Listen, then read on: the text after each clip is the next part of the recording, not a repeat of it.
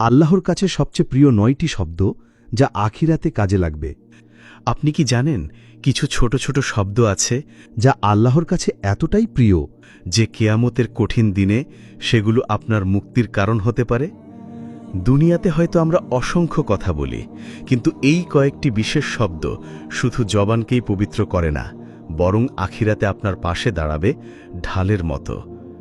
আজ আমরা জানব আল্লাহর কাছে সবচেয়ে প্রিয় সেই ৯টি শব্দ যা আপনার জন্য পরকালে কাজে লাগবে ইনশাআল্লাহ।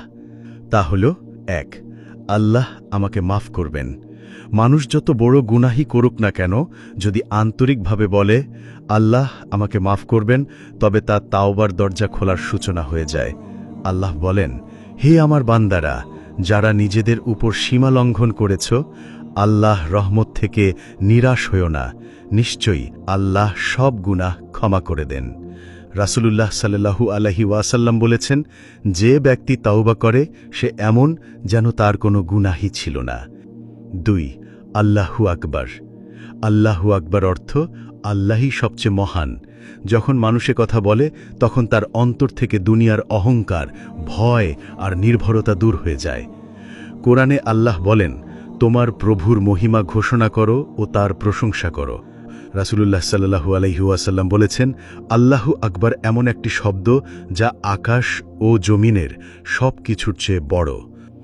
৩, আস্তাগফিরুল্লাহ। আস্তাগফিরুল্লাহ অর্থ, হে আল্লাহ আমাকে ক্ষমা করো। প্রতিদিন এটি উচ্চারণ করলে বান্দার হৃদয় থেকে গুনাহের বোঝা কমে যায় এবং আল্লাহর কাছে প্রিয় হয়ে ওঠে।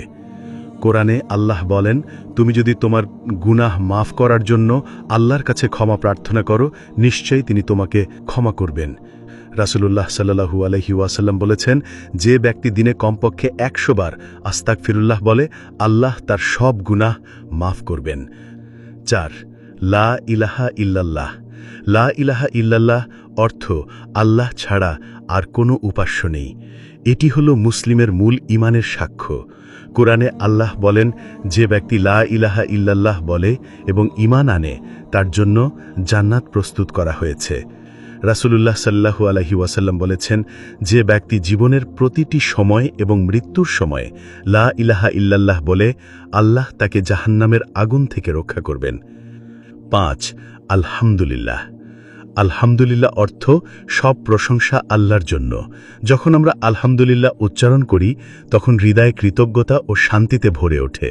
কুরআনে আল্লাহ বলেন, যদি তোমরা কৃতজ্ঞতা প্রকাশ করো, আমি অবশ্যই তোমাদেরকে আরও দান করব।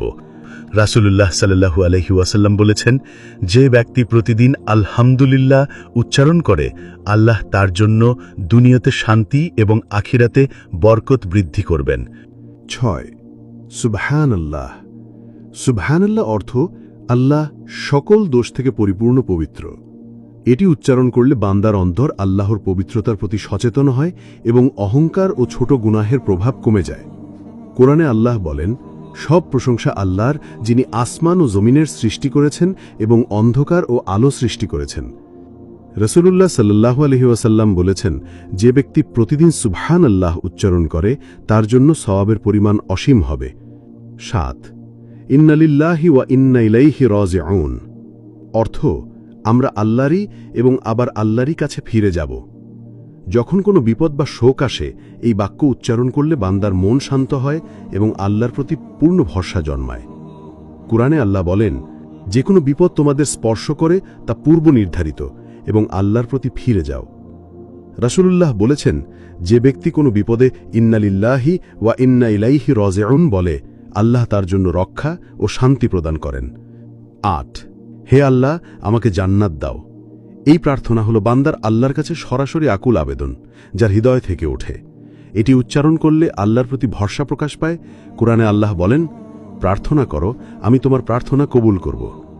রাসূলুল্লাহ সাল্লাল্লাহু আলাইহি ওয়াসাল্লাম বলেছেন, যে ব্যক্তি নিয়মিত জান্নাত প্রার্থনা করে, আল্লাহ তার জন্য জান্নাত সহজ করে দেন।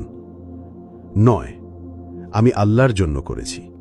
আসল ইবাদত তখনই পূর্ণ হয় যখন বান্দা বলে, আমি এটা শুধু আল্লাহর জন্য করেছি।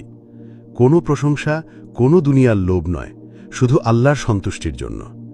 রাসূলুল্লাহ সাল্লাল্লাহু আলাইহি ওয়াসাল্লাম বলেছেন, আল্লাহ শুধু সেই আমল কবুল করেন যা তার সন্তুষ্টির জন্য করা হয়। নাসাই হাদিস নাম্বার 3140।